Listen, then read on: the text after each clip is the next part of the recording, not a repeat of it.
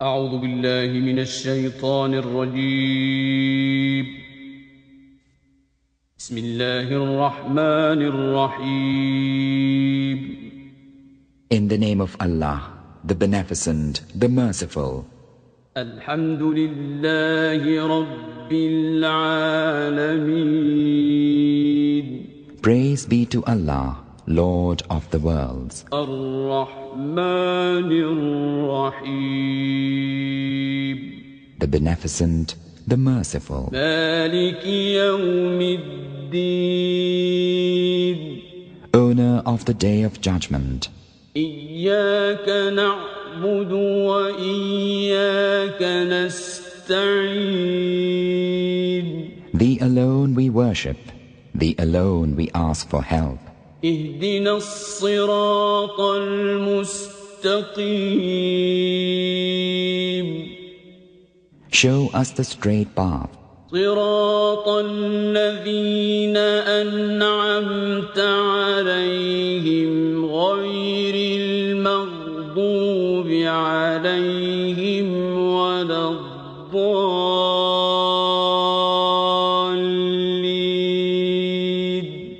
The path of those whom Thou hast favored, not the path of those who earn Thine anger, nor of those who go astray.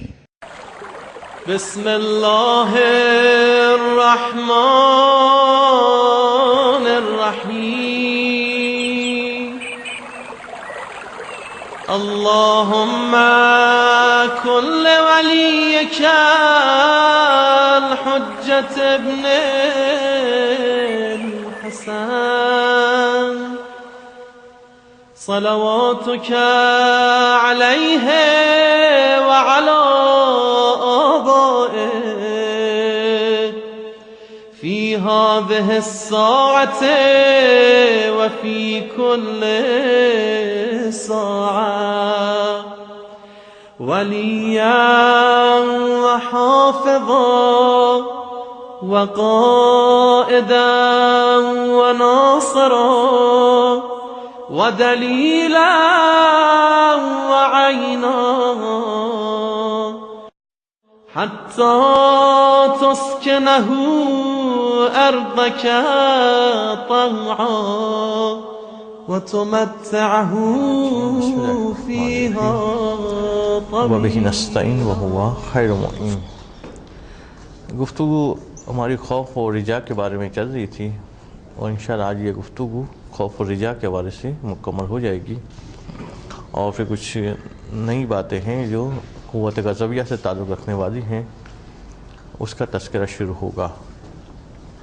خوف و رجا کے حوالے سے گفتگو یہاں تک پہنچی تھی کہ اگر انسان اپنی اصلاح کرنا چاہے تو سب سے پہلے اسے رجا کی طرف متوجہ ہونا چاہیے اور اپنے قلب کے اندر محبت پروردگار عالم کو پیدا کرنا چاہیے اور اس محبت کے تابع ہوتے ہوئے سارے اعمال کو انجام دے. وہ دیکھے کہ اس کا رب اس سے کیا چاہتا ہے، اسے وہ انجام دے. وہ دیکھے کہ اس کا رب کن باتوں کو ناپسند کرتا ہے، اس سے وہ دور رہے. اسی انداز سے کہ جیسے عام انسانوں میں اگر کوئی انسان کسی دوسرے انسان سے محبت کرتا ہے تو اس کی کوشش یہ ہوتی ہے کہ جس سے محبت کر رہا ہے اس کی خواہشات کا احترام کرے، اس کی پسندیدہ باتوں کو انجام دے، اس کی ناپسندیدہ باتوں کو اپنے سے دور کرے. حالانکہ عام انسانوں میں سے کوئی انسان دوسرے انسان کی اطاعت کرنا اس کے لیے واجب نہیں ہوتا ہے سوائے وہ افراد کے جس کی اطاعت کا خود پروردگار عالم نے حکم دیا ہے، جیسے معصومین علیہ السلام. نہ عام آدمی میں ایک آدمی کے لیے دوسرے آدمی کی اطاعت نہیں ہے، مگر پھر بھی انسان جب کسی انسان سے محبت کرتا ہے تو اس کی کوشش یہ ہوتی ہے کہ جس سے محبت کر رہا ہے اس کی خوشی کا لحاظ رکھے. جب اسے ملنے جاتا ہے تو وہ اپنے آپ سے ان چیزوں کو دور کر دیتا ہے کہ جو سامنے والے کو ناپسند ہیں، اپنے آپ کو ان چیزوں سے آراستہ کرتا ہے کہ جو سامنے والے کو پسند ہیں. تو اب جب انسان پروردگار عالم سے محبت کر رہا ہے تو ظاہر سی بات ہے کہ اسے ان باتوں کا بھی لحاظ کرنا پڑے گا کہ جو محبت کرنے کے تقاضے کے تحت اس کے لیے لحاظ کرنا ضروری ہے۔ اب اگر محبت سادہ سی ہے تو دلچسپی بھی سادہ سی ہوگی، مگر محبت میں اگر شدت ہو تو پھر دلچسپی میں بھی شدت آتی ہے اور اطاعت میں بھی شدت آتی ہے۔ اگر ایک شخص کسی سے شدت کے ساتھ محبت کر رہا ہے تو ایک ملاقات ختم ہونے کے بعد وہ دوسری ملاقات کا منتظر رہتا ہے اور وقت کا انتظار کر رہا ہوتا ہے۔ اگر اس سے کہا گیا ہے کہ 2 دن بعد واپس ملاقات ہوگی تو 2 دن اس کے لیے گزارنا جو ہے کافی بھاری پڑتے ہیں، اور جیسے ہی پتہ چلا کہ ہاں اب جو ہے محبوب سے ملاقات کا وقت آ گیا تو وہ خوشی کے ساتھ جو ہے وہ لپکتا ہے، بھاگتا ہے۔ مسلم بتا دے جو باتیں بیان کرے اس سے جو نقطہ نکلتا ہے وہ یہ کہ اگر انسان یہ چیک کرنا چاہے اپنے آپ کے اندر کہ محبت پروردگار کی شدت کے ساتھ ہے، تب وہ دیکھے کہ پروردگار عالم کی ملاقات کے لیے وہ کس شدت سے بھاگتا ہے۔ جیسے اذان کی آواز آئی وہ شدت سے نماز کے لیے بھاگتا ہے، نہیں بھاگتا ہے، اور ایک نماز پڑھنے کے بعد دوسری نماز کا اسے کیسا انتظار ہوتا ہے، اسے پتہ چلے کہ اس شدت میں محبت کیا ہے۔ اگر نماز کے مصلے پہ وہ خوشی سے آ رہا ہے، دلچسپی سے آ رہے ہیں، اس کا مطلب محبت پروردگار ہے، اور نماز ختم ہونے کے بعد اب دوسری نماز کا انتظار ہے اس کے وقت کے آنے کا، اس کا مطلب محبت میں شدت بھی ہے۔ مگر مصلے پہ اس طرح سے آ رہا ہے کہ بس آنا پڑ رہا ہے، اگر آج پتہ چل جائے کہ پروردگار عالم نے سارے واجب کام معاف کر دیے تو ختم، کل سے نماز بھی چھوڑ دیں گے، اگر یہ والی کیفیت ہے کسالت کے ساتھ، سستی کے ساتھ، اس کا مطلب محبت کا دعویٰ ہے، حقیقی محبت جو ہے وہ نہیں ہے۔ اور اسی لیے بعض مقامات پہ بیان کیا گیا ہے، جیسے مصنف کی عبارت میں اشارہ کر رہے اس بات کی طرف۔ جی اگر سوال ہے کہ کچھ روایتوں میں اس طرح کا مفہوم ملتا ہے کہ انسان جو ہے اپنی بس واجبات نمازیں ادا کرے اس کے بعد جو ہے خدمت خلق کرے، اس طرف دعا کرے، مگر وہ اپنی 2 رکعت نماز پڑھ لیتا ہے اور اس کے بعد خدمت کر رہا ہے اللہ کی محبت میں مخلوقات، اس طرف توجہ دیجیے، حالانکہ نماز وغیرہ تھوڑی سستی کا ہے لیکن برات اپنی پڑھنی، اس اعتبار سے اگر خدمت خلق بھی وہ خدا کی رضا کی خاطر کر رہا ہے تو وہ بھی نیک کام ہوگا، وہ بھی جو ہے ملاقات پروردگار کی خواہش ہی ہوگی، وہ بھی پروردگار سے محبت ہی ہوگی۔ مگر خدمت خلق اگر وہ لوگوں کو دکھانے کی کر رہا ہے تو اس کا فائدہ نہیں ہوگا۔ اس کو بھی اگر چیک کرنا ہے اسے کہ خدمت خلق وہ پروردگار کی محبت میں کر رہا ہے یا جو ہے لوگوں کو دکھانے کی کر رہا ہے، تو اس کا چیک بھی اسی نماز سے ہو جائے گا کہ مصلے پہ آنے میں تو بڑی سستی ہوتی ہے، اس کو خدمت خلق کرنے میں بڑا مزہ آ رہا ہے، تو مصلے پہ آنے میں کیوں سستی ہو رہی ہے؟ یہاں پہ بھی خدا سے ملاقات ہے، وہ خدمت خلق بھی کرے خدا کی خاطر، تو وہاں مزہ آ رہا ہے ادھر سستی آ رہی ہے، اس کا مطلب یہ کہ وہاں نیت میں جو ہے وہ فطور ہے، صحیح نیت نہیں ہے۔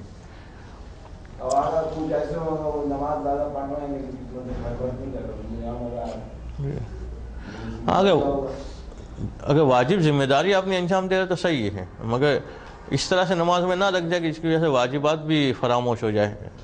جو واجب نفقہ افراد ہیں ان کے نفقے کا بندوبست کرنا اس کے پاس لازم ہے، اس کو فراموش کر دیں گے تو پھر مشکل ہو جائے گا۔ مگر وہ ساری ذمہ داری انجام دینے کے بعد وہ کہ رات بھر عبادت کرے تو کوئی حرج نہیں ہے، کریں، مگر ایسا نہ ہو کہ کثرت نماز یا مستحبات میں زیادہ آگے بڑھ جانا واجبات کو چھوڑوا دے، وہ نقصان پہنچائے گا۔ ویسے تو شدت محبت ہم سے زیادہ عام سے دوسرے مسلمانوں کو ہے، وہ زیادہ بھاگتے ہیں مسجد کی طرف۔ شدت محبت اسے نہیں کہیں گے، عدم معرفت کہیں گے۔ بعض اوقات انسان جو ہے وہ معرفت نہیں رکھ رہا ہوتا ہے، اس وجہ سے ایک ناپسندہ چیز کو بھی پسند کر رہا ہوتا ہے۔ مثلا محبوب کہہ رہا ہے کہ فلاں کام کرو، ہم کہہ نہیں فلاں کریں گے، اور یہی مثلا یہ چیز تیری پسندیدہ ہے، تو پروردگار عالم نے جو حکم دیا ہے اس کو پسند کیا جائے، اسی اعتبار سے چلا جائے، یہ حقیقی محبت کہی جائے گی۔ تو پروردگار نے کیا کہا ہے کہ نماز پڑھیں؟ نماز سے پہلے کیا کہا ہے کہ ولایت کا اقرار کریں. تو اگر کوئی پہلی چیز کو چھوڑ کے دوسری چیز میں لگ جائے تو پھر دوسری چیز فائدہ نہیں دے گی. اگر ایک جس سے آپ پسند کر رہے، جس کو آپ محبت کر رہے، اس آدمی نے کہا کہ جب بھی تم میرے پاس ملنے کے لیے آؤ تو جو ہے میرے پاس پانی دے کے آنا، اگر پانی لائے ہو تو پھر کھانا لانا. ہم کہیں نہیں تمہیں پانی کی ضرورت نہیں، کھانا ہی دے کے آئیں گے. تو وہ اس کا مطلب اس کی باتیں نہیں مانی جا رہی، ہم اپنی طرف سے ایک محبت کا اظہار کر رہے ہیں. تو ولایت کے بغیر تو ایسی محبت فائدہ نہیں دے گی. تو پروردگار نے سب سے پہلی چیز کیا مانگی ہے کہ اس کے وجود کا اقرار کیا جائے. دوسری چیز کیا مانگی ہے؟ اس کی وحدانیت کا اقرار کیا جائے کہ اس سے مانا جائے، پھر اس کو ایک مانا جائے، پھر اس کے رسول کی رسالت کا اقرار کیا جائے، اسے عادل سمجھا جائے. پھر جو رسول نے جس کو معین کیا ہے اپنے بعد خلیفہ، اس کو بلا فاصلہ خلیفہ مانا جائے، قیامت کا اقرار کیا جائے. یہ ساری باتیں مانے، اس کے بعد پھر اعمال کرے تو فائدہ ہوگا. ان چیزوں کو مانے بغیر اگر کوئی کرتا ہے تو وہ تو ویسے ہی جیسے نیت کے بغیر روزہ رکھتا ہے. تو نیت کے بغیر روزہ رکھیں گے تو حاصل کیا ہوگا؟ بھوک و پیاس. روزہ نہیں بنے گا اس کا. نیت کے بغیر نماز پڑھے گا تو کیا حاصل ہوگا؟ اٹھنا بیٹھنا. نماز نہیں بنے گی. تو یہ عقائد میں پختہ ہونا، یہ کوئی نیت ہے، یہ ہوگی تو اعمال فائدہ مند ہوں گے، ورنہ سارے اعمال بیکار ہو جائیں گے. اس کا فائدہ حاصل نہیں ہوگا سوائے کہ دنیا کے حد تک جو ہو جائے گا کہ نماز زیادہ پڑھ رہا ہے تو ورزش ہو جائے گی اس کی، یا مثلا جو ہے وہ روزے رکھ رہا ہے تو بھوک کی وجہ سے جو پیٹ کے فائدے ہوتے وہ ہو جائیں گے اس کو دنیاوی، اخروی فائدہ اسے حاصل نہیں ہوگا. اگر ان کا خلوص نہیں رکھا گیا جی ان کا خلوص جو ہے مطلب کہ نماز کے ٹائم پہ فوراً بھاگنا، ان کا خلوص نہیں رکھا گیا. خلوص کے ساتھ وہ کام کیا جائے گا جو سامنے والے کو پسند ہے. سامنے والے کو پسند ہے مثلا سفید لباس، ہم خلوص کے ساتھ اس کو لال لباس دے رہے تو ہمارا خلوص وہاں کام نہیں آئے گا، اس کی پسند کام آئے گی. اس کو یہ چیز ہے ہم خلوص کے ساتھ کسی کو ذبح کر دیں تو تھوڑی کیوں کہ ہم تو خلوص سے کر رہے ہیں، اس کو کیا پسند ہے وہ دکھایا جائے گا. خلوص کی بات آئے گی کہ پہلے اس کی پسند ہو، پھر اس کے مطابق خلوص سے کرے گا، سطر اس کی خاطر کرے. مگر اس کو جو ناپسند کام ہے وہ ہم کہ خلوص سے ہم کہ شراب کی بوتل دے گا قربت رضا اللہ، یہ تھوڑی قربت رضا ہو جائے گا. جب پروردگار نے منع کیا شراب پینے کا تو ہم کہ ہم تو خلوص سے پی رہے. بس خلوص سے پہلے دیکھنا پڑے گا اطاعت ہے اور نہیں ہے. اطاعت ہوگی تو پھر دیکھا جائے خلوص ہے یا نہیں ہے. تو اطاعت جو ہے وہ پہلی شرط ہے. تو جو بات مصنف بیان کر رہے ہیں یعنی ڈائریکٹ یہ نہیں نکل رہے ہیں، عبارت میں اشارہ مل رہا ہے اس بات کی طرف کہ مومن کی کیفیت مصلح کی نسبت ایسی ہی ہوتی جیسے جو ہے وہ مچھلی کی کیفیت پانی کے ساتھ ہوتی ہے. کہ اگر مچھلی کو پانی سے نکالا جائے تو اس کی خواہش کیا ہوتی ہے کہ واپس سے پانی میں ڈال دیا جائے. اگر کچھ عرصے سے نکلے تو بھی وہ بے چین ہوتی ہے کہ واپس جو ہے وہ پانی میں آ جائے. مصلح سے مراد ضروری نہیں کہ مصلح واقع نماز کے لیے ہو، یعنی مومن پروردگار عالم کے سامنے روبرو ہوتا ہے ہر وقت مصلح میں ہی اپنے تمام اعمال میں. تو اگر تھوڑا سا ہٹ بھی گیا، کبھی کوئی گناہ خطا ہو گئی تو واپس پلٹ کے وہ اس طرف جانا چاہ رہا ہوتا ہے. جبکہ منافق کی کیفیت کیا ہوتی ہے؟ اس آدمی کی یعنی طرح کے جس طرح کے قید خانے میں بند کر دیا ہو، تو اگر مصلح پہ آیا تب بھی اس کی کوشش ہوتی جلدی بھاگو کہ جتنا جلد ہو یہاں سے نکل جاؤ. تو ہم اپنی کیفیت کو دیکھ کے جو ہے وہ پہچان سکتے ہیں کہ کون سی چیز کس حد تک ہے. اگر شدت محبت ہے، ویسی محبت جیسی مچھلی کو محبت جو ہے وہ پانی سے ہوتی ہے. محبت میں سب سے اعلیٰ جو مثال دی جاتی ہے وہ مچھلی کی محبت پانی سے سب سے اعلیٰ مثال ہے کہ اگر وہاں سے اس کو نکال دیا جائے تو وہ تڑپ رہی ہوتی ہے، بے چین ہوتی ہے. اچھا اس کے بعد ایسا نہیں کہ اس کی محبت مرنے کے بعد ختم ہوتی ہے، مرنے کے بعد بھی اس کی محبت باقی رہتی ہے، حتیٰ کہ اس کے ٹکڑے بنا کے انسان کھا لے تب بھی مچھلی کھانے والی کیا کیفیت ہوتی ہے کہ پیاس زیادہ لگتی ہے. تو وہ ابھی بھی محبت ختم نہیں ہوئی بلکہ وہ دوسرے انسان کے جسم کا حصہ بنا، تب بھی جو ہے وہ محبت برقرار ہے. اس کے لیے مثال وہی دی جاتی ہے جیسے عابد کی محبت عبادت سے، طالب علم کی محبت درس سے، طالب علم کو بھی درس سے ایسی محبت ہونی چاہیے جیسی مچھلی کو محبت پانی سے ہوتی ہیں. جی مثال دی کہ مچھلی کی پانی سے محبت ہے، یہ پانی سے محبت ہے یا پانی مچھلی کی ضرورت ہے جیسے ہوا انسان کی ضرورت ہے؟ جی اگر ضرورت ہوتی تو جب ختم ہو گئی، مچھلی مر گئی نا، پھر ختم ہو گئی، اب کیا ضرورت ہے اس کو پانی کی؟ زندہ ہوتی تو ضرورت ہوتی اس کی، جب مچھلی مر گئی اس کے بعد تو ضرورت نہیں ہے اس کی، مگر محبت باقی ہے اس کی، طلب باقی ہے اس کی. یعنی گویا مچھلی کا ہر عضو اور گوشت کا ہر حصہ چاہ رہا کہ پانی ملے اسے، تو مر جانے کے بعد بھی وہ حصے ابھی بھی طلب کر رہے پانی کو. تو وہ ہمیں ضرورت ہوگی نا، ہم کھائیں گے تو ہمیں گرم لگے گا. ہاں، مگر کیوں ہمیں ضرورت کیوں محسوس ہو رہی؟ اس لیے کہ وہ چیز ہمارے پیٹ میں گئی ہے، تو وہ چیز ہمارے پیٹ میں گئی تو ہمارے جسم کا حصہ بنی، تو اس کی طرف وہاں پہ ہے، وہاں بھی پانی کی طرف ہے. تو جب تک وہ اجزاء باقی رہیں گے، جب بالکل آپ کے جسم کا خون بن گیا ہو یا جو کچرے میں جانا ہے کچرے میں چلا گیا، پھر وہ ختم ہو جائے گی، مگر جب تک وہ حصہ باقی ہے طلب رہے گی. جی اگر اسے قدرت نے بنائی گرم، مطلب گرم ہے تو مطلب کہ وہ یعنی کہ یہ عمل کہنا ہے طبی لحاظ سے کہہ رہا ہوں، طبی گرم ہے تو وہ تو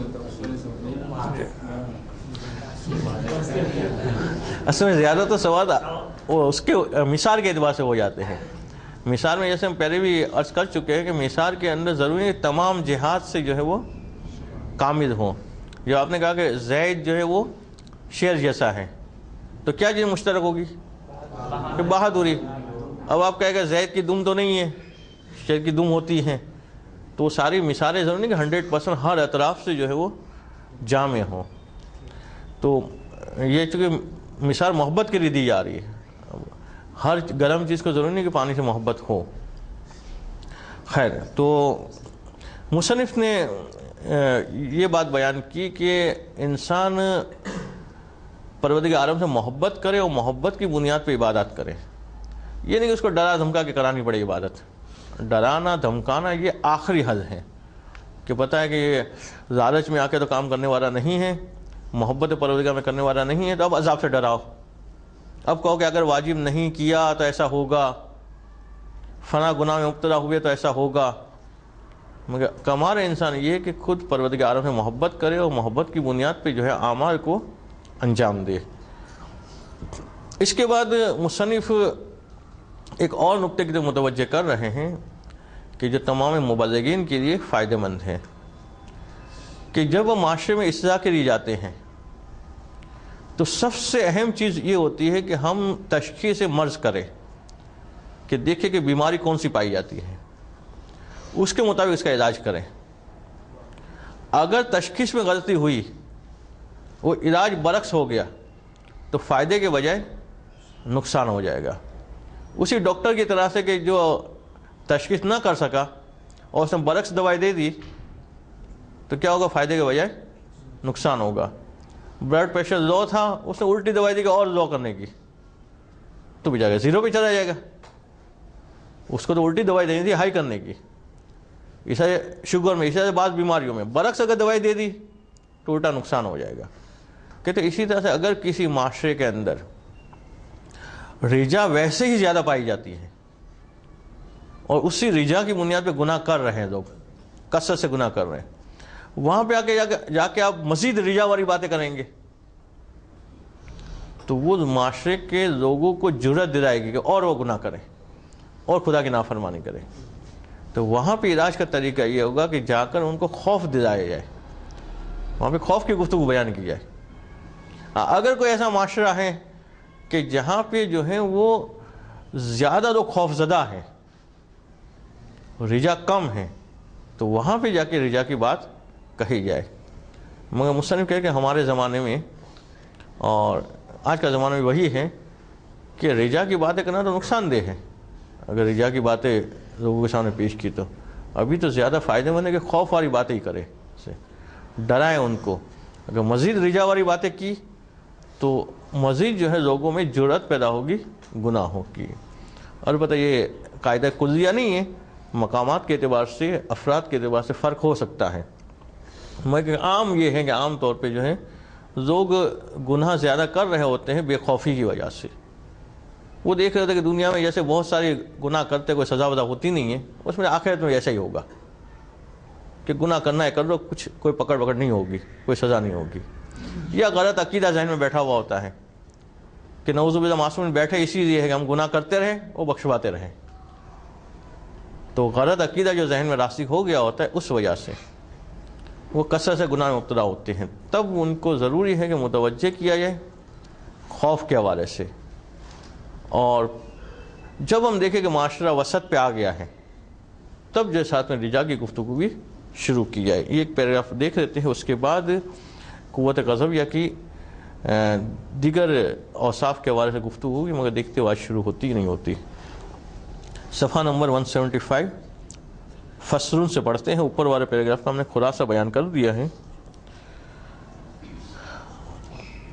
مداوات الناس بالخوف او الرجاء علی اختلاف امراضہم, کہ لوگوں کو خوف دلانا ہے, رجا دلانی ہے, یہ ان کے امراض کے مختلف ہونے کے اعتبار سے ہیں کہ پہلے مرض کی تشخیص کریں گے. جی اگر آپ نے ابھی جو بات کی کہ مرض کی تشخیص کرنا, اگر کوئی عالم کسی انسان کے مطلب کسی دوسرے بندے کی تشخیص نہ کر پائے تو کیا اسے اس کے ہاتھ میں چھوڑ دیں؟ عالم ہے تو تشخیص کر پائے گا نا, کیوں نہیں کر پائے گا؟ اگر ایک عالم ہے آگے سامنے بھی مطلب کہ عالم, تو یہ جو ہے اس کی مطلب کہ وہ گناہ کرتے ہوئے دیکھ رہا ہے لیکن اس کی تشخیص نہیں کر پا رہا, تو مطلب کیا اس عالم کو اس کے حال پہ چھوڑ دیں؟ عالم کو حال پہ چھوڑنے کی بات کریے, مریض کو حال پہ چھوڑنے کی.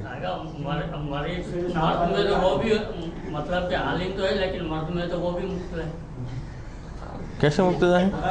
مطلب گناہ تو وہ بھی کر رہا ہے. ڈاکٹر بھی عالم ہے اور جو مریض جو نظر آ رہا ہے وہ بھی عالم ہے. وہ بھی عالم ہے. اچھا ڈاکٹر جو عالم ہے وہ اس کی تشخیص صحیح ہے. تو اگر وہ خود ہی عالم ہیں اور اس کے اندر مرض پایا جاتا ہے تو پہلے تو خود ہی تشخیص کرے, اور اگر وہ سمجھتا ہے کہ وہ خود اپنا علاج نہیں کر پا رہا ہے تو پھر دوسرے سے رجوع کرے.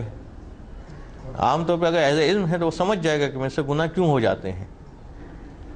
اگر عالم بھی عمل ہیں اور دیکھ رہا ہے, البتہ عالم کا لفظ کا اطلاق اتنا صحیح نہیں ہے اس کے اوپر. اگر طالب علم ہے اور اس سے غلطی ہو جاتی ہیں تو ٹھیک ہے, وہ تشخیص کرے اپنے مرض کی, کہ آیا مجھ میں رجا زیادہ ہے, امید زیادہ اس لیے گناہ ہو رہے ہیں, یا خوف زیادہ ہے.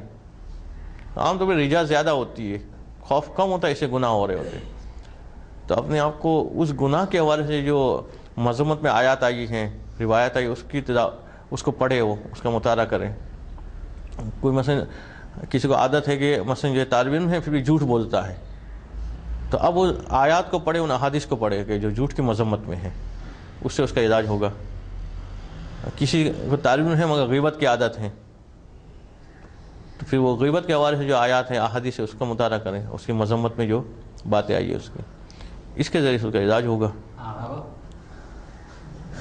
سوال یہ کہ جو مریض ہوتے ہیں وہ تو ڈاکٹر کے پاس جاتے ہیں, لیکن جو روحانی یہ مریض ہے یہ تو ڈاکٹر کے پاس نہیں جاتے, ان کا علاج کس طرح کیا جائے گا؟ دیکھیے, ایک وہ معالج ہوتا ہے علاج کرنے والا کہ جو دنیا کی خاطر کرتا ہے, وہاں پہ مریض کو جانا پڑتا ہے. ایک وہ معالج ہوتا ہے جو آخرت کی خاطر علاج کرتا ہے, وہاں پہ وہ خود مریض کے وہاں جاتا ہے.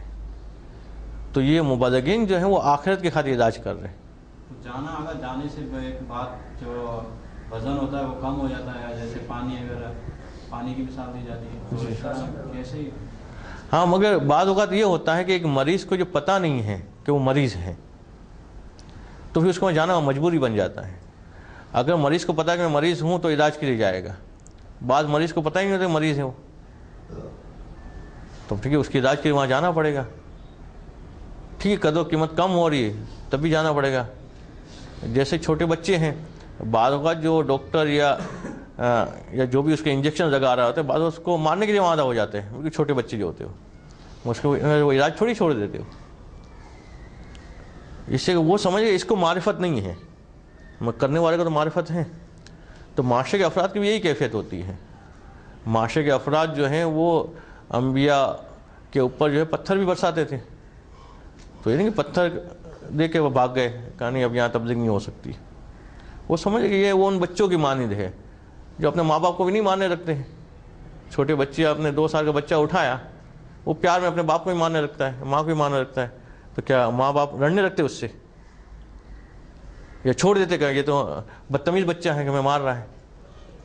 وہ معاشرے کے افراد کو بھی اسی طرح سے سمجھتے ہیں کہ جب لوگ جاہل ہیں عالم کی قدر نہیں جانتے تو مذاق بھی اڑائیں گے، تنگ بھی کریں گے، پتھر بھی ماریں گے، کوڑا کرکٹ بھی بچھائیں گے، سب کریں گے، مگر وہ اپنے وظیفے کی طرف دیکھیں گے، میری ذمہ داری کیا ہے، وہ اس کو پورا کرتے رہیں گے۔ جی یوسف صاحب، گناہ میں مرتکب ہونے کے لیے خوف اور رجا کے علاوہ جہل بھی ہو سکتا ہے نا؟ جہل بھی ہو سکتا ہے، جہل بھی ہو تو اس کے لیے کیا کریں؟ سکتا ہے، علم حاصل کریں، نہیں معاشرہ جہالت میں معاشرے کو علم پہنچائیں، دونوں طرح سے اس کو لڑائے گا۔ جی معاشرے کو علم پہنچائے گا، یعنی وہ مثلا کسی گناہ میں مبتلا ہے، اس لیے کہ اس کو نہیں پتہ یہ گناہ ہے، یا یہ تو پتہ ہے کہ گناہ ہے، یہ نہیں پتہ اتنا بڑا گناہ ہے، تو وہ علم پہنچائے گا، وہ آیات و احادیث بتائے گا کہ جو اس گناہ کی مذمت میں ہے، تو وہ پھر وہ آمادہ ہو جائیں گے اس کے لیے۔ ڈرانا پڑے گا یا رجا نہیں؟ ڈرانا پڑے گا نا۔ جی اگر ایک جاہل مطلب کہ ایک عالم کو کیسے مطلب ایکسیپٹ کر سکتے ہیں؟ اگر وہ مطلب اس کی جہالت کی مطلب کہ اگر اس میں اتنی صلاحیت ہوتی تو وہ خود جا کے وہ مطلب وہ کر لیتا ہے، علم حاصل کر لیتا۔ اب اگر عالم بھی جا رہا ہے تو وہ تو اپنا جاہل بنا ہی دکھائے گا۔ اور بھلے دکھائیں، اس میں کوئی مسئلہ نہیں ہے، وہ اپنا جاہل بنا دکھائے گا تو یہ اپنا عالم بنا دکھائے، اپنی اصلاح کرے وہ، تو ہر صورت میں چیک کرنا ہے۔ ہاں وہ ذمہ داری سے فرا اختیار نہیں کر سکتا جب تک ممکن ہو، اس کے لیے ذمہ داری سے فرا اختیار نہیں کر سکتا۔ البتہ یہ جو خوف اور رجا کی بات آئی، اس میں خود قوموں کے اعتبار سے فرق ہوتا ہے۔ اگر ایک کوئی قوم ہے جو کاروباری قوم ہے، فائدے کو دیکھتی ہے ہمیشہ، تو وہاں ہوں گے رجا والی باتیں جو ہے زیادہ فائدہ مند ہوں۔ آپ نے دیکھا ہوگا کاروباری قوم کے افراد جو ہے زیادہ تر ان کے ہاتھ میں دعاؤں کی کتابیں ہوتی ہیں، اس میں دیکھتے ہیں کہ یہ دعا پڑھیں گے تو جنت میں اتنے محض ملیں گے کہ وہ یہ دعا روز پڑھیں گے، تو ان لوگوں کے اوپر وہ چیزیں زیادہ فائدہ مند ہوں۔ مگر ایک دوسری قوم ہے کہ جس کا مثلا جو ہے وہ اس سے نفع نقصان سے کوئی خاص فائدہ نہیں ہو، دیکھتے آج کی کمائی ہو یہ کر دیکھا جائے گا، کوئی پلاننگ وغیرہ کے بغیر زندگی گزارتے ہو، ان کے لیے پھر الگ طریقہ ہوگا۔ تو قوموں کے اعتبار سے، معاشرے کے اعتبار سے بھی فرق ہوگا۔ مصنف نے جو طریقہ بتایا وہ مجموعی طور پہ، عمومی طور پہ جو طریقہ ہے وہ یہ ہے کہ خوف والی باتیں زیادہ فائدہ مند ہوگی، کہ قد عرفت ان المحتاج الى تحصیل دواء الرجاء من غلب علیہ یاس فترک العبادۃ، کہ آپ جان چکے کہ رجا کی دوا کس کو دینی پڑے گی؟ رجا کی دوا کی طرف محتاج وہ والا شخص ہوگا کہ جس کے اوپر مایوسی چھا گئی ہو، اور مایوسی کی وجہ سے اس نے عبادت چھوڑ دی ہو کہ اب تو اتنے گناہ ہو گئے، اب فائدہ ہی نہیں ہے کچھ، اب بخشش ہوگی نہیں، اس وجہ سے اس نے جو ہے وہ عبادت چھوڑ دی ہو۔ اور غلبہ علیہ خوف فاسرف فیہا، یا ایسا آدمی کہ جس پر خوف نے غلبہ کیا ہو اور اس وجہ سے اب گناہ میں مزید آگے بڑھنے لگا ہو، کہ اب تو یہ مثلا جو ہے کوئی گنجائش نہیں ہے بخشے جانے کی، تو ایسے لوگوں کے لیے فائدہ مند ہوگی رجا کی دوا۔ وَأَمَّا الْمُنْهَمِكُونَ فِي طُغْيَانِ الذُّنُوبِ وَالْمَغْرُورُونَ بِمَا هُمْ فِيهِ مِنَ الْفَسَادِ وَالْخَوْفِ، اب بتاؤ وہ لوگ کہ جو گناہوں میں ڈوبے ہوئے ہیں، طغیانی میں آگے بڑھے ہوئے ہیں، اور فساد اور خوف سے ان کا کوئی تعلق ہی نہیں ہے، ان کے سامنے جب کہا جاتا ہے کہ گناہ ہے، کہا بہت سارے گناہ ہیں، کرتے رہتے، کوئی پرواہ نہیں ہوتی ان کو، تب ایسے لوگوں کے سامنے رجا کی بات کرنا تو اور اسے جو ہے وہ شے دے گا کہ اور گناہ کرو، اس کے سامنے وہ آیتیں اور حدیثیں پڑھی جائے مغفرت پہ دلالت کرتی ہیں، شفاعت پہ دلالت کرتی ہے، تو اور جو ہے جری ہوں گے اور گناہ کریں گے۔ ایسے لوگوں کے علاج کے لیے فَأَدْوِيَةُ الرِّجَاءِ بِالنِّسْبَةِ إِلَيْهِمْ سُمُومٌ مُهْلِكَةٌ، اگر ان کو رجا والی دوائی دی گئی یہ تو زہر ہو جائے گا ان کے لیے، اور ایسا زہر ہو جائے گا جس کو ہلاک کر دے گا۔ اب اس کو رجا والی بات نہیں بتانی ہے، بعض اوقات غلطی یہی ہو جاتی ہے مبلغین سے کہ ایک جگہ پہ لوگ ویسے ہی جو ہے بہت زیادہ رجا میں پڑے ہوئے ہوتے ہیں، اسی بنیاد پہ گناہ کر رہے ہوتے ہیں، وہاں جا کے اور رجا کی باتیں بتا دی تو اور خوش ہو گئے کہ چلو ہم جو کر رہے ہیں وہ صحیح کر رہے، اب گناہ سے بچنا نہیں ہے۔ مسئلہ یہ ہوتا ہے کہ وہ عوام جو ہے وہی سننے کے عادی ہوتی ہے، مثلا اگر وہ مسائل سننے کا عادی ہے وہ مسائل ہی پسند کرے گا اور بڑھتا رہے گا، جو فضائل سننے والے ہیں وہ فضائل ہی سنتے رہیں گے، وہ مسائل سننے کے عادی نہیں، یہ والا مسئلہ ہوتا ہے۔ دیکھیے صحیح ہے، اگر مسئلہ آپ کو پتہ ہے کہ یہ لوگ فضائل سننے کے عادی ہیں، اگر آپ نے فضائل نہیں بیان کیے تو آپ کو جو ہے وہ ہٹا دیں گے وہاں سے، ٹھیک ہے. مگر فضائل سننے کے عادی، اس کا مطلب یہ تو نہیں کہ پوری مجلس ہی فضائل پہ ہوں. پہلے جس چیز کے عادی ہیں اب 10 منٹ 15 منٹ وہی چیزیں پڑھیں ان کے لیے، کہ پورے جوش میں آ جائے، پھر دے آئے وہ چیز. مولا کے نام سے خوش ہوتے ہیں نا، اور واقعی خوش ہونا چاہیے، ایمان کا حصہ ہے.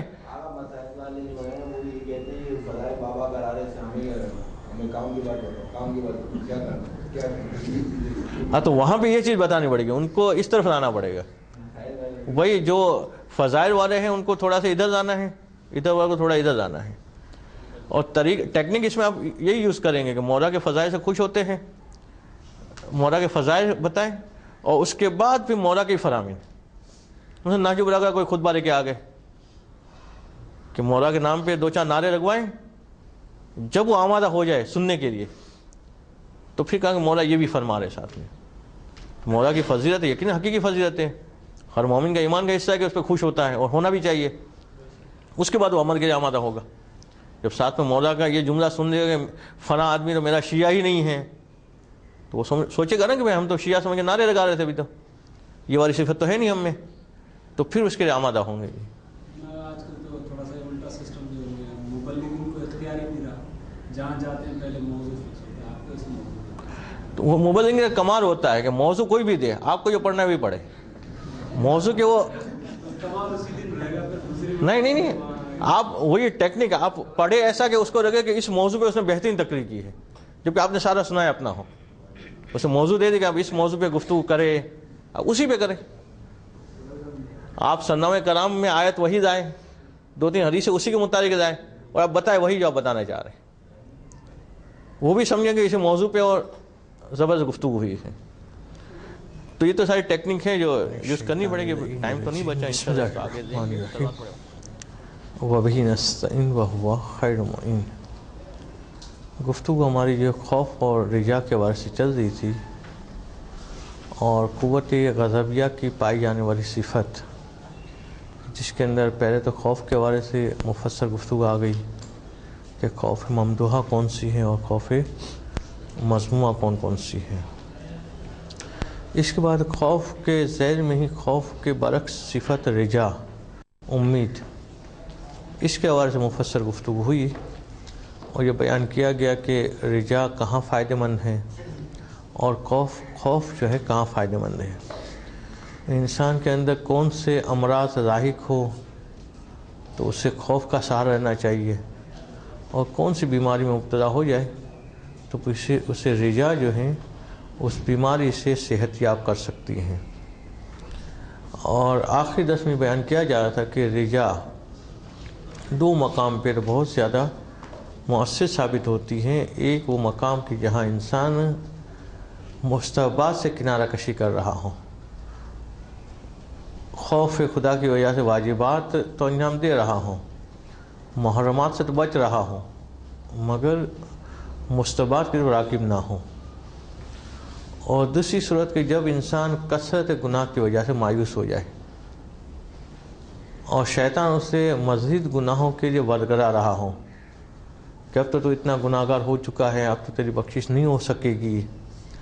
ایسے مورد میں، ایسے مقام میں انسان کے لیے امید اور رجا وہ زیادہ مددگار ثابت ہوتی ہے کہ انسان قرآن کی ان آیات کا، معصومین علیہ السلام سے صادق ہونے والی ان احادیث کا مطالعہ کرے کہ جس کے اندر گناہگاروں کو امید دلائی گئی ہے، اور اس بات کو اپنے ذہن میں ہمیشہ کے لیے بٹھائے کہ پروردگار عالم جو ہے وہ خیر محض ہیں.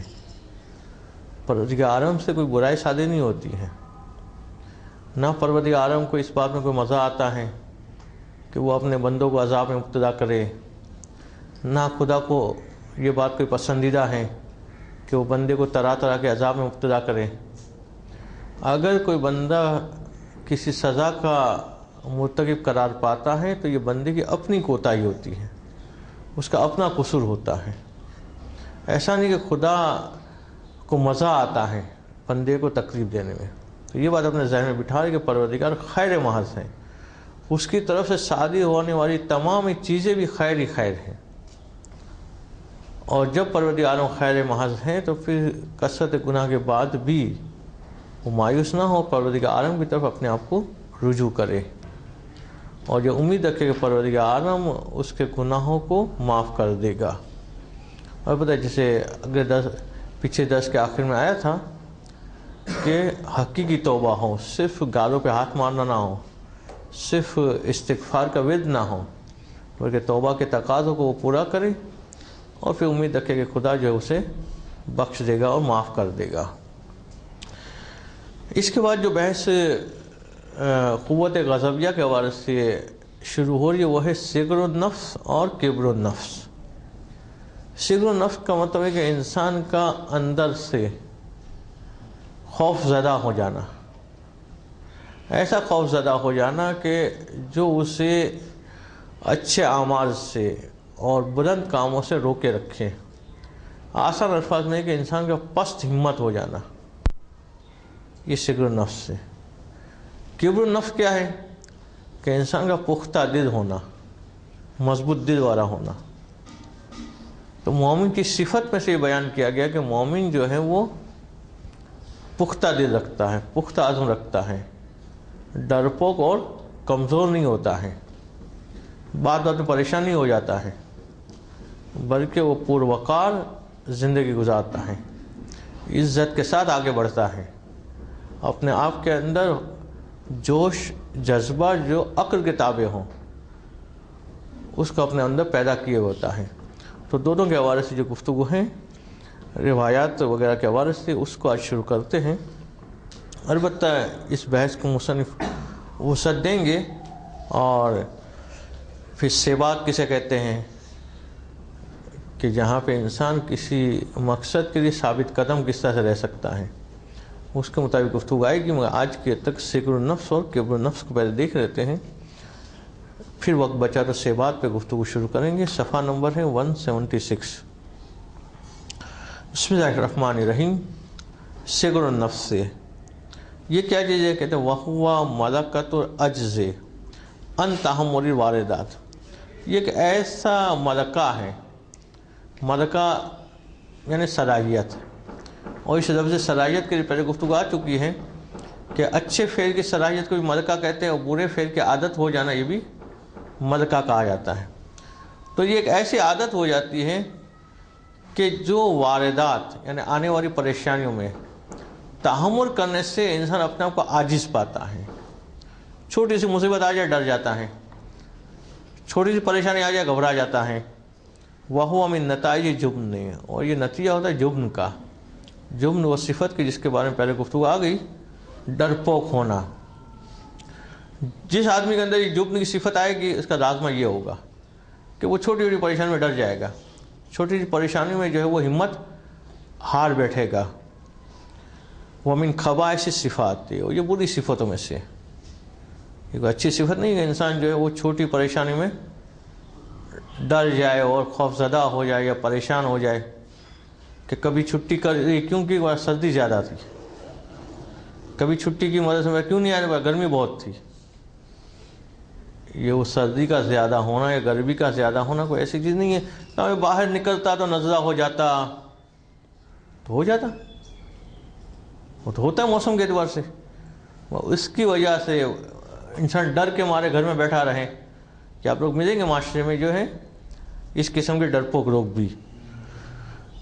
تلزمہ الذلۃ والمہانہ، اس کا نتیجہ کیا ہوتا ہے کہ ایسے آدمی کے حصے میں ذلت اور اہانت آتی ہے، یہ اپنے آپ کو ذلیل اور رسوا کرواتے ہیں اور اپنے آپ کو مقام تہمت پہ لے جاتے ہیں، مقام اہانت پہ لے جاتے ہیں۔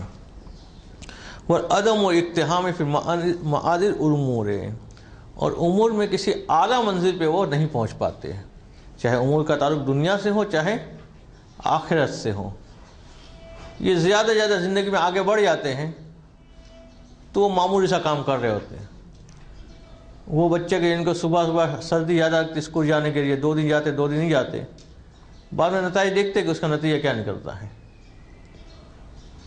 اسی طرح مدرسے میں آنے والے طالب وہ جو 2 دن آتے 2 دن نہیں آتے، بعد میں نتیجہ ہی نہیں کرتے کہ وہ کوئی مجتہد نہیں بن جاتے، وہ کسی اعلیٰ مقام پہ نہیں پہنچ پاتے ہیں، وہ جو پست ہمتی کا شکار ہوتے ہیں۔ والمسامحۃ فی النہی عن المنکر اور امر بالمعروف، اور یہ امر معروف اور نہی منکر میں جو ہے وہ لاپرواہی سے کام لیتے ہیں، ڈر جاتے ہیں کہ اس کو حق بات بیان کر دی تو کیا ہوگا، ناراض ہو جائے گا. غلط نماز پڑھتا ہے وہ پڑھنے دو، وہ دیکھ رہا ہے کہ اس کے سامنے گناہ ہو رہا ہے، کہنے کہ بول دیا تو جھڑ پڑے گا مجھ سے، ناراض ہو جائے گا. اگر شرائط پوری ہو امر معروف اور نہی عن منکر کی تو پھر انسان کو جو ہے پیچھے نہیں ہٹنا چاہیے. واضح طور پہ یہ فراہمی موجود ہے معصومین علیہ السلام کی جانب سے کہ انسان حق بات اگر کہتا ہے تو حق بات کہنے کی وجہ سے نہ اس کی روزی کم ہوتی ہے اور نہ ہی اس کی موت میں جلدی ہوتی ہے. تو اس سے وہ خوفزدہ ہو ہی نہیں کہ اگر حق بات کہا تو میری روزی کم ہو جائے گی، کہ وہ میری روزی کو روک دے گا، یا حق بات کہوں گا تو میری موت جلدی دے آئے گا. یہ بھی تو کہا گیا ہے کہ وہ اپنے مومن بھائی کے گناہوں سے اور ان چیزوں سے صرف نظر کیا کرو. تو اگر ہم دیکھ رہے ہیں گناہ کر رہا ہے اور اس سے صرف نظر کر رہے ہیں تو آپ نہیں کرنا چاہیے. اس لیے ہم نے عرض کیا کہ امر معروف اور نہی عن منکر کی شرائط موجود ہو، اگر شرائط پائی جاتی ہے تو کرنا پڑے گا. اور پتہ اس طرح سے نہیں کریں گے کہ وہ ذلت اور رسوائی کا شکار ہو. اس کو تنہائی میں بلا کے الگ سے کہ یہاں پہ کوئی سن نہ رہا ہو، کوئی دیکھ نہ رہا ہو، اس کو اس بات کے بارے میں سمجھائیں گے. اس کے مراتب ہیں، بعض بات ہمیں وہ والا کام بھی کرنا پڑتا ہے جو عام حالت میں صحیح نہ ہو، اس کو گناہ سے روکنا ضروری ہے تو پھر روکیں گے. ہمیں پتہ ہے کہ اس کی اس برائی کو اگر اس کے والد کو بتایا گیا تو یہ برائی چھوڑ دے گا، اور وہ برائی ایسی ہیں کہ جو محرمات میں آتی ہیں، تو پھر جو ہے ممکن ہے کہ ان کے والد کو بتانا پڑے. جیسے ہم نے کہا کہ یہ فقہی مسئلہ ہے، اس میں شرائط کا لحاظ کرنا پڑے گا. شرائط پوری ہو رہی ہو تو پھر انسان ڈرے نہیں، پھر خوفزدہ نہ ہو فقط اپنی ذاتی خواہشات کی وجہ سے کہ ایسا نہ مجھ سے ناراض ہو جائے، ایسا نہ برا لگے. بعض لوگ سمجھ رہے کہ ہم ایسا رویہ اختیار کہ سب ہم سے خوش ہو، کوئی بھی ناراض نہ ہو. بعض تو جو ہے وہ ان چیزوں کو عقیدے میں ڈاکے کرتے ہیں کہ بعض عقیدے میں کہتے ہیں ہم تو کسی کو برا نہیں کہتے، سب کو اچھا کہتے ہیں، بس یہ بھی اچھا وہ بھی اچھا. تو یہ والا طریقہ تو کس کا ہوتا ہے؟ منافق کا ہوتا ہے کہ یہ سب کو اچھا کہیں. پرامن بھی تو کہتے ہیں، پرامن لوگ ہیں. ہاں، پرامن بھی مطلب غلط پرامن ہے. یہ جو بات یہ کہہ رہے ہوتے ہیں کہ ہم سب کو اچھا کہتے ہیں، ان سے پوچھے آپ کہ شیطان کو اچھا کہتے ہو، کیا کہیں گے؟ جب شیطان کو برا کہتے ہو تو اس کا مطلب شیطان جیسے لوگوں کو بھی برا کہو، اس سے کہ وہاں سے سلسلہ چلے گا نا. اعلان تو ہم شیطان کو بھی برا نہیں کہتے نا، بس دل میں وہ رکھتے ہیں کہ برا ہے شیطان ہاں، جیسے شیطان کو تو اعلان بھی برا کہتے ہیں. شیطان جیسوں کو کہنے میں دیکھنا پڑتا ہے کہ اگر فتنہ و فساد کا خوف ہے تو پھر جو ہے وہ ڈیش ڈیش کر کے تو چلا سکتے ہم، مگر یہ کہ وہ نام وغیرہ نہیں دیں گے، فتنہ و فساد کا خوف ہے تو. مگر شیطان کو تو ہم ڈائریکٹ کہتے ہیں نا اعوذ باللہ من الشیطان الرجیم، ڈائریکٹ برا کہتے ہیں. تو شیطان کو تو جی ہاں، تو شیطان کو تو کھل کے برا کہتے ہیں. عقائد میں تولا اور تبرہ یہ جز ہیں، دونوں بنیادی چیز عقائد میں. چاہے توحید کا عقیدہ دیا جائے، چاہے رسالت کا دیا جائے، چاہے باقی تمام عقائد میں. کلمے میں پہلا حصہ کیا ہے؟ تبرہ ہے، دوسرا تولا ہے. جو اللہ کے رسول کا کلمہ پڑھتے ہیں اس میں بھی یہ کہ یہی رسول ہے، کوئی اور نہیں ہے اس کے علاوہ، باقی کو رد بھی کر رہے. تو یہ تو عقائد میں ساتھ ساتھ شامل ہیں. تو یہ تصور انسان نہ عقائد میں بنائے نہ ہی اعمال میں بنائے کہ سب کو خوش رکھنا ہے. جو سب کو خوش رکھنے کے چکر میں رہتا ہے وہ خدا کو ناراض کر دیتا ہے. اس میں انسان اینگر یہ بنا کہ خدا کو خوش رکھنا ہے، بس اس کی خاطر کسی کو خوش رکھنا پڑے تو خوش رکھے، کسی کو ناراض کرنا پڑے تو ناراض کرے. مقصد فقط خدا کو راضی رکھنا ہو. تو جو خدا کو راضی رکھنے نکلیں گے تو کچھ لوگ راضی ہوں گے، کچھ لوگ ناراض ہوں گے، ہوتے رہے، کیا فرق پڑتا ہے اس سے؟ حق بات کہنے سے کسی کو برا لگتا ہے تو برا لگے. تو سب کو خوش رکھنے کا بھی مقصد یہی ہو کہ وہ اللہ ہاں خدا کو خوش رکھنا ہے. تو پھر تو سب کو اس معنی میں رکھ سکتے ہیں. ہاں اس معنی میں رکھ سکتے ہیں کہ اگر خوش رکھنے میں ہدف خدا کو خوش رکھنا ہو، اور ہم یہ نہ سوچے کہ بس سب کو خوش رکھنا ہے، چاہے خدا ناراض ہوتا ہے تو ہوتا رہے. اصل کہ خدا کو خوش رکھنا ہے، اس کے خاطر لوگ خوش رکھنا اچھا ہے، اچھا رہے، برا ہے برا ہے، ٹھیک ہے. لوگوں کو معیار کبھی بھی نہیں بنایا جائے، انہیں انسان نہ دنیا میں کامیاب ہو سکتا ہے نہ ہی آخرت میں کامیاب ہو سکتا ہے. تو یہ پست ہمتی انسان کی، یہ انسان کے لیے رسوائی اور اہانت کا سبب بنتا ہے. اس میں پہلے عبارت دیکھ لیتے ہیں. عام طور پہ جو ہے وہ عبادت رہ جاتی ہے آخر میں. تو وہ مرکت عجز ان تحمل واردات، یہ ایک ایسی صلاحیت ہے جس سے انسان جو ہے وہ مشکلات کو برداشت کرنے کی قوت نہیں رکھتا ہے، اور یہ جبن کے نتیجے میں ڈرپوک کی جو صفت انسان میں پیدا ہو جاتی ہے، اس کے نتیجے کے طور پہ یہ انسان میں چیز پیدا ہوتی ہے. وہ من خبائث صفات، یہ بری صفت ہے، کوئی اچھی صفت نہیں کہ ہم تو کتنا احتیاط کرتے ہیں، سردی میں نہ باہر جاتے ہیں نہ گرمی میں باہر جاتے ہیں، گھر میں بیٹھے رہتے ہیں، اسکول میں 3 دن کی چھٹی کرتے ہیں. یہ کوئی اچھی صفات میں سے نہیں ہے. وہ تلزمہ الذلت والمہانہ، اس کے حصے میں جو ذلت آتی ہے اور اہانت آتی ہے. وہ آدم اور اقتحام فی معالی الامور، اور امور میں اعلیٰ مقامات پہ یہ لوگ کبھی نہیں پہنچ پاتے. اور مسامۃ فی النہی عن المنکر والامر بالمعروف، اور یہ امر معروف اور نہی عن المنکر کرتے ہوئے بھی پیچھے ہٹتے ہیں، مسامح سے کام لیتے ہیں، لاپرواہی کرتے ہیں. والاضطراب بعروض ادنی شیء من البلایا والمخاوف، اور مضطرب ہو جاتے، پریشان ہو جاتے، معمولی سی مصیبت آ جائے، معمولی سی خوف کی چیز آ جائے، اس میں ڈرنے لگتے ہیں. اگر واش روم میں گئے دیکھا لال بیگ ہے، واپس آ جائیں گے، لال بیگ سے ڈر گئے. یا داخل ہوا دیکھا بجلی سامنے آ گئی، پیچھے ہٹ جائیں گے. یعنی معمولی چیزوں سے یہ خوف زدہ ہو جاتے ہیں، معمولی مصیبت میں جو ہے پریشان ہو جاتے ہیں. چھوٹی چھوٹی بیماری میں جو ہے وہ 10 آدمی کو بتانا شروع کرتے کہ آج تو بہت بڑی بیماری لاحق ہو گئی مجھے. کون سی بیماری کا نزلہ ہو گیا. اگر انسان کو جسمانی لحاظ سے اور معنوی لحاظ دونوں اگر اس کو اگر مضبوط رہنا ہی ہے تو اللہ نے یہ کیوں فرمایا کہ خلق انسان ضعیف ہے. جی اس کی تو بہت بڑی تفصیل ہے، موضوع بالکل ہٹ جائیں گے کہ کس اعتبار سے انسان کو ضعیف خلق کیا گیا ہے. بہت جو ہے وہ مفصل تفسیر اس کی. البتہ اس بحث سے ابھی فوری ربط نہیں ہے. جی معمولی بیماری وہ ہوگی جو عوام کی نظر میں معمولی ہے، یا معمولی بیماری وہ ہوگی جسے ہم معمولی سمجھ رہے ہیں، سامنے والا معمولی سمجھتا ہے. ہاں یعنی عام طور پہ جو عقدہ جس کو معمولی سمجھے اس کو معمولی کہا جائے گا.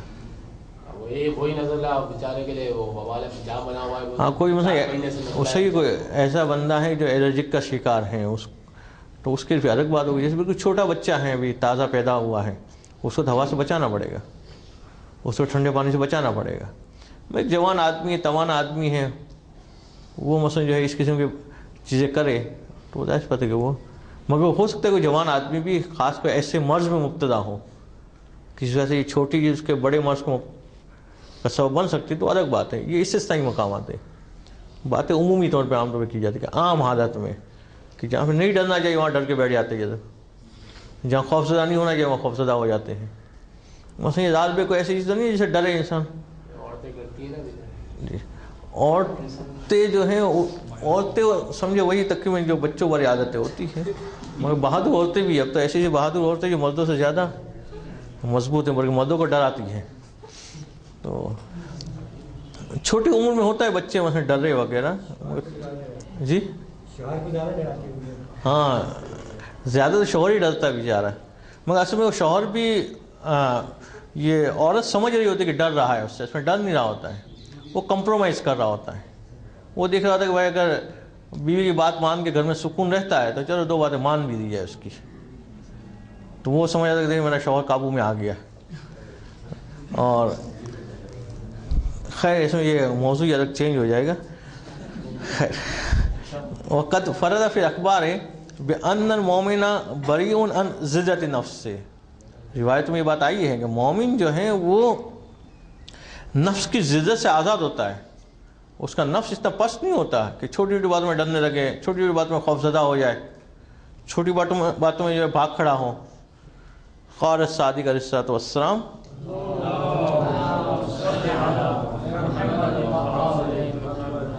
ان اللہ عز وجل فوض الی المؤمن امورہ کلہا ولم یفوض الیہ ان یکون ذلیلا. کہ امام صادق علیہ السلام فرماتے ہیں کہ اللہ سبحانہ نے، اللہ عز وجل نے مومن کے ثبوت سارے اعمال کیے ہیں کہ وہ یہ کر سکتا ہے، یہ کر سکتا ہے، یہ کر سکتا ہے، کہ کبھی حق کی خاطر اسے یہ کام کرنا پڑے تو یہ بھی کر دے، وہ بھی کرنا پڑے وہ بھی کر دے.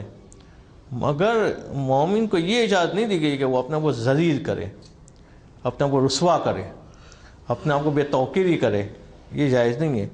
کہ اما تسمع اللہ تعالی یقول، کہ امام صاحب فرماتے ہیں کیا تم نے اللہ تعالیٰ کا یہ فرمان نہیں سنا کہ وہ فرما رہا ہے آیت ہے سورہ منافقون کی آیت نمبر 8 کہ وَلِلَّهِ الْعِزَّةُ لِلَّهِ، یعنی للہ عزت میں پہلے ہی آ گیا کہ للہ عزت ہو، کہ عزت فقط اللہ کے لیے ہے، وَلِرَسُولِهِ وَلِلْمُؤْمِنِينَ، کہ عزت اللہ کے لیے ہے، رسول کے لیے اور مومنین کے لیے۔ تو مومن ہوگا تو عزت دار ہوگا، عزت والا ہوگا، اپنی چھوٹی چھوٹی حاجت لے کے لوگوں کی بارگاہ میں پیش نہیں ہو رہا ہوگا۔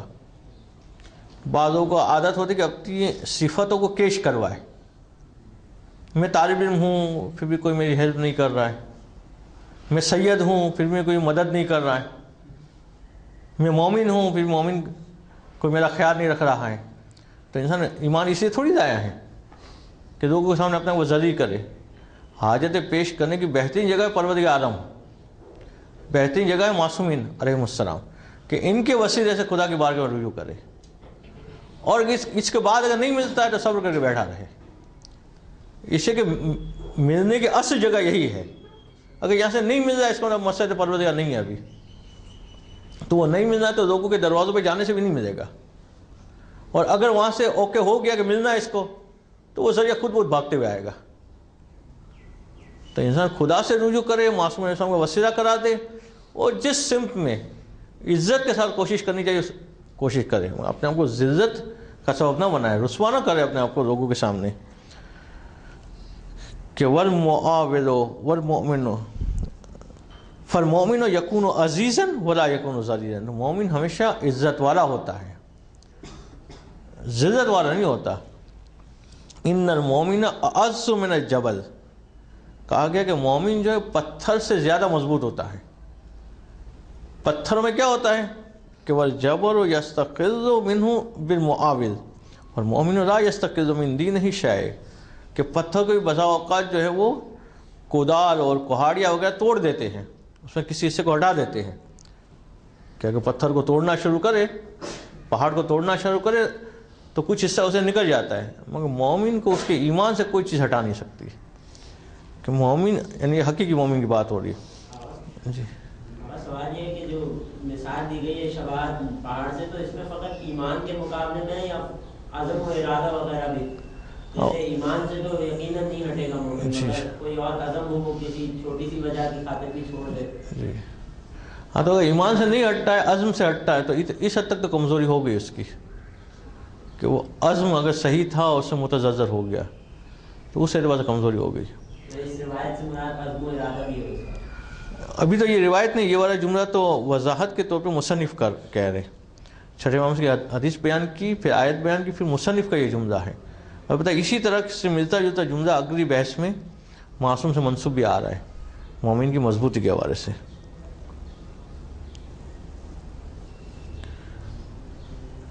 وقال علیہ السلام، پھر امام صاحب نے فرمایا کہ ان اللہ فوض الی المؤمن کل شیء الا اظہار نفسہ، کہ اللہ سبحانہ نے مومن کے ثبوت ساری یہ کر دی ہے سوائے اس کے کہ وہ اپنے نفس کو ذلیل کرے، اس کی اجازت نہیں دی ہے پروردگار نے۔ کسی مومن کو ایک حق حاصل نہیں کہ اپنے آپ کو مقام عزت اور مقام رسوائی میں لا کھڑا کرے، اور کہ پرواہ نہیں ہے لوگوں جو کہنا ہے کہے، میں تو یہ کام کرتا رہوں گا، کہ خود اپنے آپ کو ذلیل و رسوا کرتا رہے۔ وقد وردت بہذا المضمون اخبار اخر، کہ اس کے سلسلے میں بہت ساری روایتیں، یہ جو روایتیں بیان کی اس کے علاوہ بھی وارد ہوئی ہیں۔ علاج کیا ہے اس کا؟ کہ تو علاج ہو ما تقدم فی معالجۃ الجبن، اس کا علاج وہی ہے جو جبن کے علاج کے سلسلے میں بیان کیا گیا تھا، کہ جبن کی بحث کو چاہے تو اب دوبارہ مطالعہ کر لیجیے گا۔ بنیادی باتیں جو بیان کی گئی تھی وہاں پہ وہ کیا تھی کہ انسان عواقب پہ نگاہ کرے، کہ یہ جو صفت میں نے اپنے آپ میں پیدا کر لی ہے اس کا نتیجہ کیا نکلے گا دنیا میں اور آخرت میں۔ اگر وہ نتیجے پہ غور کرے گا تو خود اپنے آپ میں ہمت پیدا کرے گا اور اس خوف کو جو ہے وہ دور کرے گا۔ بعض لوگ ڈرپوک پن کو یا پستی کو اتنے حد تک چاہنے رکھتے ہیں کہ وہ یہ سمجھنے رکھتے ہیں کہ یہ چیز جو ہے لوگوں کو میری تو متوجہ کرے گی، لوگ مجھ پر رحم کھائیں گے، لوگ مجھ پر مہربانی دکھائیں گے۔ تو ان صفتوں کو جب صفت اس حد تک ہو جائے تب جو ہے اسے نکالنا بہت زیادہ مشکل ہوتا ہے۔ وہ یہ سوچے کہ لوگ اس پہ رحم کیوں کھائیں، اس کو جو ہے بیچارہ آدمی سمجھ کے، وہ بیچارہ کیوں بننا لوگوں کے لیے؟ وہ خود پروقار بنے اور دوسرے بیچاروں پہ رحم کرے، خود پروقار بن کے دوسرے بیچاروں کی مدد کریں اور دوسروں کو برائیوں سے نکالیں، بجائے کہ لوگوں میں بیچارہ بن کے رہیں کہ لوگ اس کا رحم کھائیں اور کوئی مدد کر دے۔ اس پہ خود اپنے آپ کو اس قابل بنائے کہ دوسروں پہ کہ کام آ سکے، دوسروں کی مدد کر سکے۔ البتہ یہ جرم کے جو مراحل تھے وہ سارے مراحل تو ابھی بیان نہیں کریں گے، ورنہ بحث واپس جرم والی شروع کرنی پڑے گی۔ مناسب یہ ہے کہ موقع میں پیچھے چند صفحات پہلے ہی گزری بحث جرم کی، اس میں علاج بتایا گیا تھا کہ جرم کا علاج کیسے کریں گے، وہی والا علاج یہاں پہ بھی کام آ جائے گا۔ وصل، اس کے ساتھ ہی متصل بحث ہے، وہ ہے کبر النفس و صلابتها۔ کبر النفس و صلابت کا ظاہری معنی تو تھوڑا عجیب و غریب ہے، مگر وہ ہمارا معنی مناد یہاں پہ نہیں ہے۔ کبر النفس کا ایک معنی کیا ہے؟ غرور۔ صلابت نفس کا ایک معنی کیا ہے؟ دل کا سخت ہونا۔ تو یہاں پہ غرور و سخت ہونا معنی نہیں ہے، بلکہ کبر النفس سے مراد کیا ہے کہ بڑی ہمت والا ہونا۔ صلابت نفس یعنی پختہ نفس والا ہونا، پختہ دل والا ہونا۔ پچھلی جو صفت بتائی گی اس کے برعکس والی صفت، انسان ڈرپوک نہ ہو بلکہ مضبوط ہو ارادے میں۔ کہ وہ ضد و سکر نفس کبر النفس و صلابتها وقد عرفت ان ملکۃ التحمل لما یرد علیہ کائن ما کان، کہ تحمل کا ملکہ ایسا ہے کہ انسان اس کو جس حد تک پہنچانا چاہے پہنچا سکتا ہے۔ تو تحمل کا ملکہ جس حد تک بڑھتا جائے گا اس کے اندر یہ والی صفت پیدا ہوتی جائے گی۔ وقد دلت الاخبار علی ان المؤمن ذو صلابۃ و عزت و محابۃ، کہ یقین روایت میں آیا ہے کہ مومن کے پاس یہ تین صفتیں ہوتی ہیں۔ پہلی صفت کیا ہوتی ہے مومن کے پاس؟ کہ ذو صلابہ، پختہ ارادے والا ہوتا ہے، ڈامڈ نہیں ہوتا ارادہ، کہ آج ارادہ کیا کہ یہ کرو، پھر دوسرے دن ارادہ پھر چینج ہو گیا، تیسرے دن پھر کچھ اور ارادہ ہو گیا، پھر واپس چوتھے دن پہلے دن والا ارادہ ہوا، کہ ارادے بار بار تبدیل نہیں ہوتے، یہ پختہ ارادے والا ہوتا ہے۔ وہ عزت، اور صاحب عزت ہوتا ہے، اپنے آپ کو مقام عزت اور رسوائی سے دور رکھنے والا ہوتا ہے۔ وذو محابت، اور صاحب محبت ہوتا ہے، محبت یعنی وقار، کہ وقار کے ساتھ جینے والا ہوتا ہے۔ وہ یہ دیکھتا ہے کہ اس کے لیے کیا چیز پسندیدہ ہے اور کیا چیز ناپسندیدہ ہے، وہ کوئی ناپسندیدہ فعل جو ہے وہ لوگوں کے درمیان انجام نہیں دیتا ہے۔ قال الباقر علیہ الصلوۃ والسلام،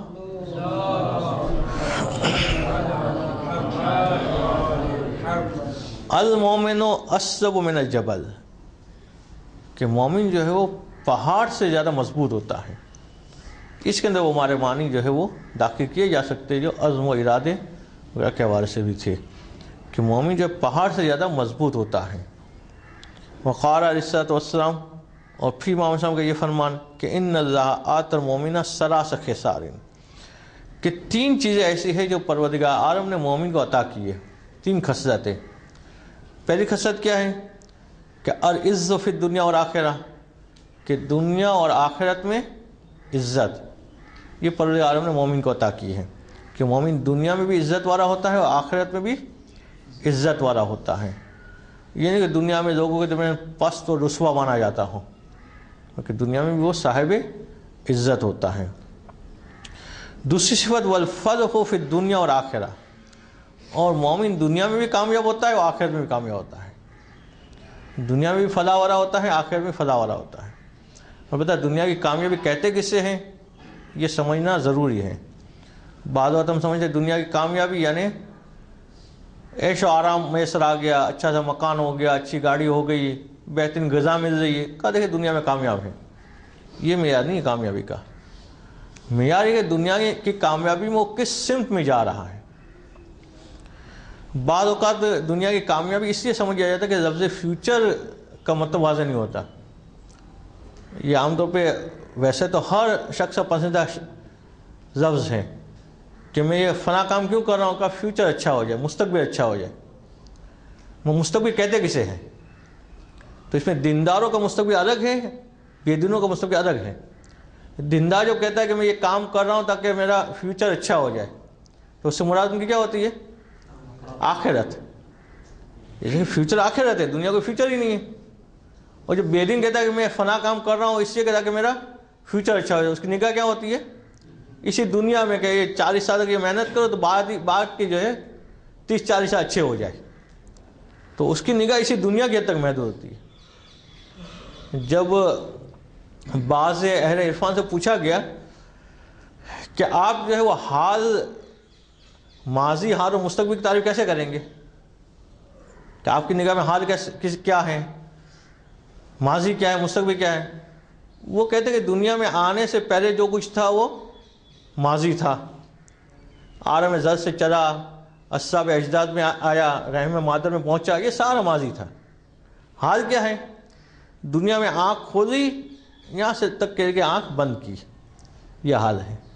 اور مستقبل کیا ہے؟ کہتے ہیں اس کے بعد کی ساری یہ مستقبل ہے، چاہے برزخ ہو، چاہے قیامت ہو، چاہے اس کے بعد کی جنت و جہنم، یہ مستقبل ہے. تو انسان کو مومن جو کہتا ہے، مومن دیندار جو کہتا ہے میں مستقبل بنا رہا ہوں، اس سے نگاہ کہاں ہوتی ہے؟ آخر وہ مستقبل ہے. یہ دنیا مستقبل ہی نہیں ہے، دنیا جو حال ہی حال ہے. تو یہاں پہ اسے کمانا ہے اس مستقبل کے لیے. تو مومن وہ ہوتا ہے جو دنیا میں بھی کامیاب ہوتا ہے، اس معنی میں کہ آخرت کو بنا رہا ہوتا ہے، اور آخرت میں بھی کامیاب ہوتا ہے. اور تیسرا نقطہ اس کا رہنا جو اس کو پہلے پڑھ رہتے ہیں. اور تیسری صفت کیا ہوتی ہے مومن کی؟ کہ والمحابۃ فی الصدور الظالمین، کہ ظالموں کی طرف سے آنے والی مصیبتوں میں وہ پر وقار رہتا ہے، عزت کے ساتھ رہتا ہے، چھوٹی چھوٹی پریشانی میں آ کے ڈر نہیں جاتا ہے. یہ جملہ بھی جو ہے وہ تھوڑا سا وضاحت کا محتاج ہے، انشاءاللہ اس کو اگلے درس میں کریں گے. وقت ہو گیا ہے، سلوات پڑھیں.